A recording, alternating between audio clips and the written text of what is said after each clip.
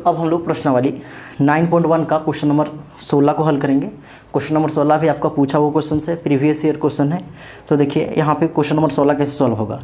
तो question number 16 में लिखा है कि मीनार के आधार से और एक सरल रेखा में और 9 मीटर की दूरी पर स्थित दो बिंदुओं से मीनार के शिखर का उन्नयन कोण पूरक कोण है, तो सिद्ध कीजिए कि मीनार की ऊंचाई 6 मीटर है ना।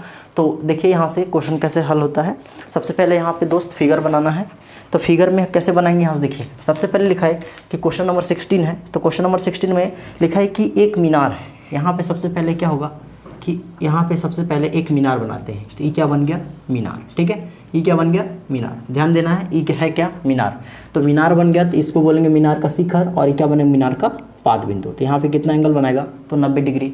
तो लिखा है कि एक क्या था कि लिखा है मीनार के आधार से, तो मीनार का आधार बेस कौन बनेगा, तो यही मीनार का बेस बनेगा, है ना। तो मीनार का आधार से लिखा है मीनार का आधार से और एक सरल रेखा में 4 मीटर और 9 मीटर की दूरी पर स्थित दो बिंदु है।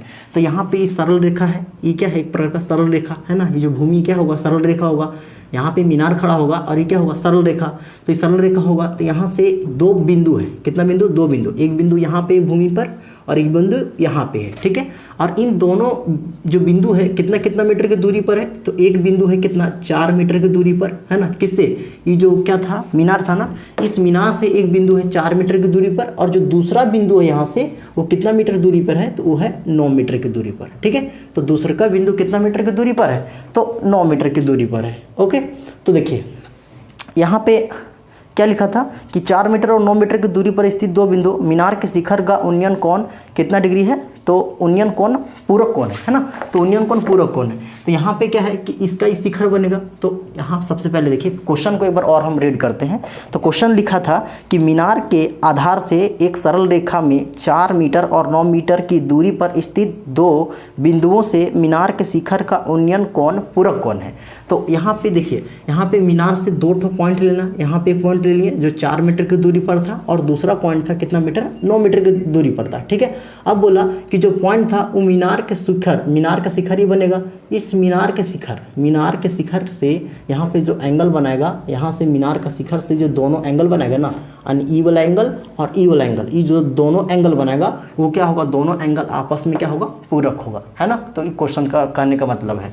तो यहाँ पे क्या बोला कि यहाँ पे जो मीनार का शिखर से जो यहाँ पे जो दोनों पॉइंट्स पे जो एंगल बनेगा, जो यहाँ पे एंगल बनेगा वो दोनों एंगल होगा आपस में क्या होगा, वो पूरक होगा। क्या होगा, पूरक। अब पूरक का मतलब आपको पता है, ये दोनों एंगल क्या होगा, आपस में पूरक होगा। और पूरक का मतलब हम आपको बताएं, कभी भी यहाँ से कितना एंगल, 2 एंगल रहेगा इस तरह से, और यहाँ पे एक एंगल कितना है x, दूसरा एंगल कितना degree, y degree, x degree y degree, और दोनों को यदि जोड़ते हैं दोस्त, तो कोई भी 2 एंगल रहे और दोनों को जोड़ने पर यदि 90 डिग्री आता है तो उसको बोलेंगे हम लोग पूरक कोण। ओके, तो यहाँ से आप बता सकते हैं कि इन दोनों एंगल को जोड़ रहे हैं तो कितना आ रहा है, 90 डिग्री। दैट मीन्स ये दोनों एंगल्स क्या है, एक दूसरे के पूरक है। जैसे यहाँ पे हम मान लेते हैं कि देखिए यहाँ ये दोनों एंगल पूरक होगा, तो पूरक होगा, दोनों को जोड़ने पर कितना आना चाहिए, 90 डिग्री आना चाहिए ना। तो यहाँ पे एंगल तो दिया नहीं है, तो मान लेते एक एंगल कितना यहाँ से थीटा, एक वाला एंगल कितना है, थीटा। तो ये बेटा दूसरा जो एंगल होगा वो कितना होगा, यहाँ से 90 माइनस थीटा। क्या होगा, 90 माइनस थीटा, है ना। क्यों, क्योंकि यहाँ पे हमको ये दोनों एंगल्स को जोड़ने पर कितना आना चाहिए, 90 डिग्री आना चाहिए, क्योंकि बोला है पूरक, और जब पूरक बोला है तो दोनों को जोड़ने पर कितना आना चाहिए, 90 डिग्री। तो जब एक को मान लिया हम लोग थीटा, तो दूसरा का कितना होगा, ये तो होगा 90 माइनस थीटा, है ना। अभी भी आप इन दोनों को जोड़ सकते हैं, तो जोड़ेंगे तो कितना आएगा, 90 डिग्री आएगा। देख लीजिए जोड़ के, तो 90 माइनस थीटा और प्लस क्या करेंगे, थीटा, तो थीटा से थीटा कट जाएगा तो कितना आएगा, 90 डिग्री नहीं आएगा। तो यही तो यहाँ पे लिखा क्वेश्चन में था ना, क्या लिखा था कि यहाँ पे जो दोनों जो कोण है एक दूसरे के पूरक है। दैट मीन्स यहाँ पे जो एंगल बनेगा वो क्या होगा, दोनों एक दूसरे को पूरक होगा, यानी इन दोनों कोणों को जोड़ने पर कितना आना चाहिए, 90 डिग्री आना चाहिए। तो यहाँ पे एंगल हम लोग लिख लिए। तो हमको यहाँ से प्रूव करके क्या दिखाना है कि जो ये मीनार है, इस मीनार का जो हाइट है वो कितना है, यहाँ से 6 मीटर है। कितना मीटर है, 6 मीटर। ठीक है, तो इस मीनार का हाइट हमको 6 मीटर प्रूव करके दिखाना है। क्वेश्चन आंसर भी आपको दे दिया है, क्या दिया है कि यहाँ से इस मीनार का हाइट कितना लाना है आपको, 6 मीटर। तो यहाँ से अभी मान लेते हैं इस मीनार का हाइट कितना है, h है। कितना है, h है। हमको तो लाना यहाँ पे 6 मीटर दिखाना है, कि इस मीनार का हाइट 6 मीटर है, और 6 मीटर हम लोग दिखा देंगे तो मेरा क्वेश्चन सॉल्व हो जाएगा। यानी कि जो आपका क्वेश्चन का जो आंसर है वो मतलब क्वेश्चन में ही लिखा है। ठीक है, तो यहाँ पे इस h का मान आपको 6 ला के दिखाना है। तो यहाँ से मान लेते हैं इसको मान लेंगे बी, और ये क्या बनेगा सी, और ये क्या बन जाएगा डी। तो यहाँ पे देखिए फिर से आपको यहाँ पे दिख रहा होगा दो ठो ट्रायंगल, एक पहला वाला ट्रायंगल ए बी सी, छोटा वाला ट्रायंगल, और बड़ा वाला ट्रायंगल इसको मान लेते हैं सी, ठीक है। तो इस सी और ये क्या बनेगा यहाँ से डी। तो एक ट्रायंगल बन रहा है ए बी सी, बड़ा वाला कौन सा ए बी सी, और दूसरा बन रहा है कौन सा ए बी डी। तो दो ठो ट्रायंगल बन रहा है, पहला वाला कौन सा बना, तो बना ए बी सी बड़ा वाला ट्रायंगल, और छोटका वाला बना ए बी डी। तो ये दोनों में चलेंगे, ठीक है। तो यहाँ पे सबसे पहले लिखते हैं कि माना, क्या लिखेंगे, माना क्या मान लेंगे हम लोग कि मीनार की ऊंचाई, मीनार की ऊंचाई इज इक्वल टू, मान लेते हैं यहाँ से ऊंचाई इक्वल टू एक्स, या फिर एच माने है ना। तो यहाँ पे क्या मान लिए एच, है ना। तो मीनार की ऊंचाई मान लिए एच मीटर है, ओके। एच मीटर भी लिख सकते हैं, एच मीटर। तो इस मीनार का ऊंचाई कितना मान लिए हम लोग, इस मीनार का जो ऊंचाई था मान लिए हम लोग एच मीटर, ओके। अब यहाँ से दे रखा है कि बी डी था ना, इस बी डी का जो लंबाई है वो दे रखा है दोस्त कितना है, 4 मीटर, और यहाँ से जो बी सी है उस बी सी का जो लंबाई है वो दे रखा है 9 मीटर, ओके। तो यहाँ से देखिए सबसे पहले हम लोग चलते हैं ट्रायंगल समकोण त्रिभुज, किसमें, समकोण त्रिभुज ए बी सी में, ए बी सी में। पहले बड़ा वाला ट्रायंगल में चलते हैं, तो कौन सा ट्रायंगल, ए बी सी में। तो यहाँ पे ए बी सी में चलेंगे तो क्या है, देखिए जब हम लोग ए बी सी में चलते हैं तो यहाँ से दे रखा है क्या, यहाँ पे दे रखा है, क्या दे रखा है, तो क्या लेना पड़ेगा हमको 10, है ना। तो ए बी सी में चलेंगे तो क्या लेना पड़ेगा 10, क्यों, क्योंकि ये तो लंब बनेगा और ये क्या बनेगा आधार, तो लंब और आधार में रिलेशन है तो क्या लेना पड़ेगा 10। तो यहाँ पे लेके चलेंगे हम लोग 10, तो 10 लेके चलेंगे, tan थीटा इक्वल टू लंब बटे में आधार, लंब बटे में आधार। तो यहाँ से क्या होगा बताइए, तो यहाँ से हो जाएगा कि 10 का 10 रहेगा, और इस थीटा का मान आपको बैठाना है। तो बड़का वाला ट्रायंगल में एंगल का मान कितना है, 90 माइनस थीटा है। इस बड़ा वाला ट्रायंगल में इसको भूल जाइए, यहाँ पे जो था ना इसको भूल जाइए। तो यहाँ पे देखिए ए बी सी जो ट्रायंगल है इसमें एंगल बन रहा है 90 माइनस थीटा। तो यहाँ पे जो इस थीटा का वैल्यू है वो आपको बैठाना पड़ेगा 90 minus theta is equal to लंब। तो इस लंब का वैल्यू भी मानित हम लोग कौन था, ए बी। तो यहाँ पे बैठा सकते हैं क्या, ए बी अपॉन आधार। तो इस आधार का वैल्यू कितना होगा, इस आधार का वैल्यू बनेगा बी सी, क्यों, क्योंकि बड़ा वाला ट्रायंगल ले रहे तो बड़ा वाला ट्रायंगल में कौन बनेगा बी सी। तो यहाँ पे क्या हो जाएगा बी सी। तो अब इसको हल करेंगे तो यहाँ पे 10, देखिए 10 यहाँ पे क्या लिखा है, 10 90 माइनस थीटा, 10 90 माइनस थीटा। और आप जानते हैं फॉर्मूला कि 10 90 माइनस थीटा का जो फॉर्मूला होता है वो क्या होता है, कॉट थीटा। क्या होता है, कॉट थीटा, है ना। तो 10 90 माइनस थीटा कहीं लिखल रहता है 10 90 माइनस थीटा, तो उसका फॉर्मूला आपको पता है क्या होता है, कॉट थीटा। तो यहाँ से क्या होगा 10 90 minus theta equal to cot theta, ये हो जाएगा cot theta equal to A B. अब इस ए बी का मान आपको पता है, इस ए बी का मान कितना था एच, और बी सी का मान कितना है 9। तो यहाँ से कितना आ गया cot theta equal to H बटे 9। तो इसको मान लें समीकरण 1, समीकरण 1। अब यहाँ फिर से हम लोग चलेंगे क्या कि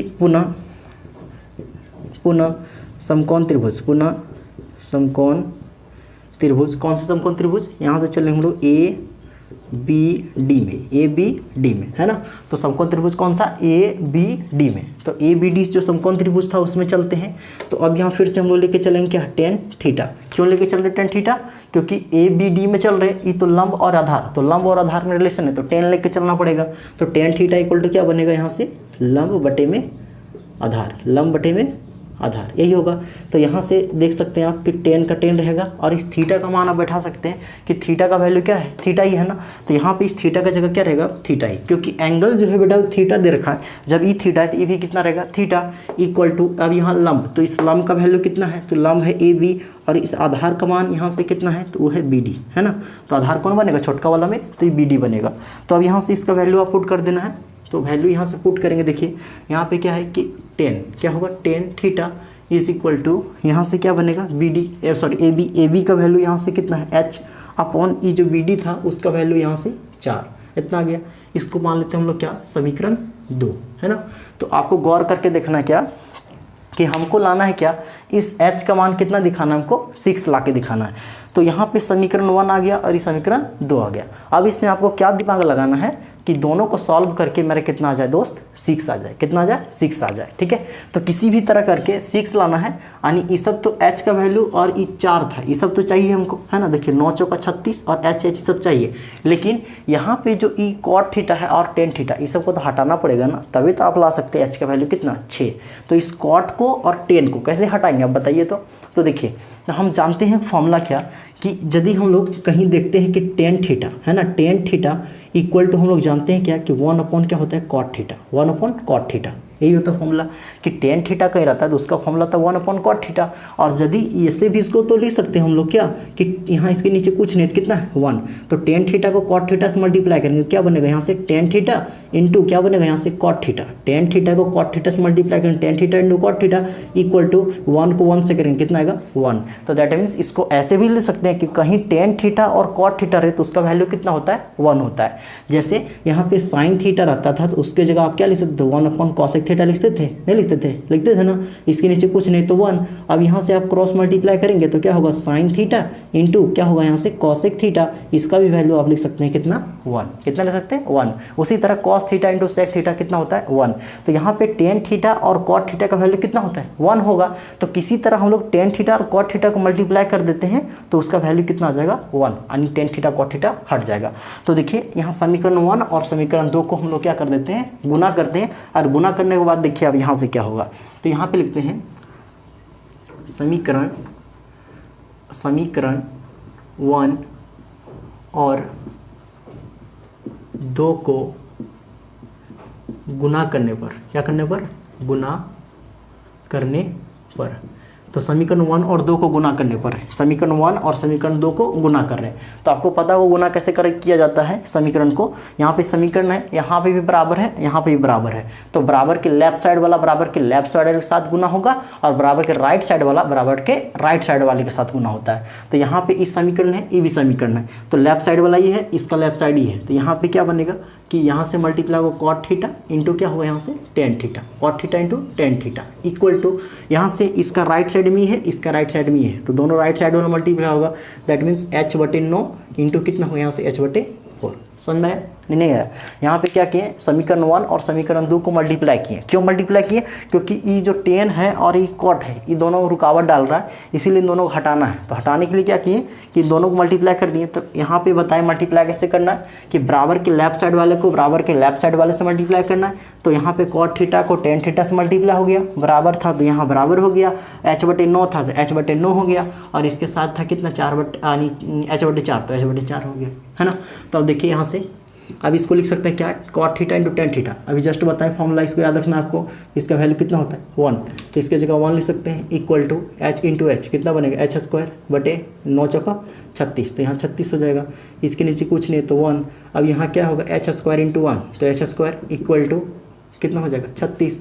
अब यहाँ से इस h का मान निकालेंगे तो क्या आएगा +-√36, क्योंकि स्क्वायर लगल तो +-36 आएगा, क्योंकि स्क्वायर है मतलब h का वैल्यू कितना निकलेगा 2 और 2 निकलेगा तो प्लस लेना पड़ेगा √36। अब h का वैल्यू आएगा +-, अब 36 को ले सकते हैं कितना 6 × 6, that means h equal to यहाँ से वैल्यू कितना आएगा, तो इस h का मान कितना निकलेगा यहाँ से +-6, क्योंकि रूट के अंदर जोड़ा संख्या रहता है तो एक बाहर निकलेगा तो +-6। तो अब आप हमको बता सकते हैं h का वैल्यू कितना आ गया यहाँ से h इक्वल टू 6 और एक आ गया h इक्वल टू -6। तो आप हमको बताइए कि h का वैल्यू कौन सा लेंगे, दोनों लेंगे या फिर एक लेंगे या फिर एक को नहीं लेंगे।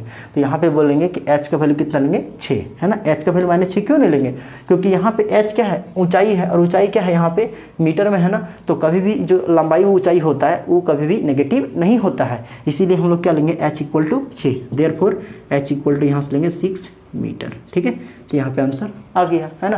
तो इसीलिए यहाँ से लिख सकते हैं मीनार की ऊंचाई इक्वल टू कितना 6 मीटर। तो क्वेश्चन यहाँ पे 16 नंबर सॉल्व हो गया।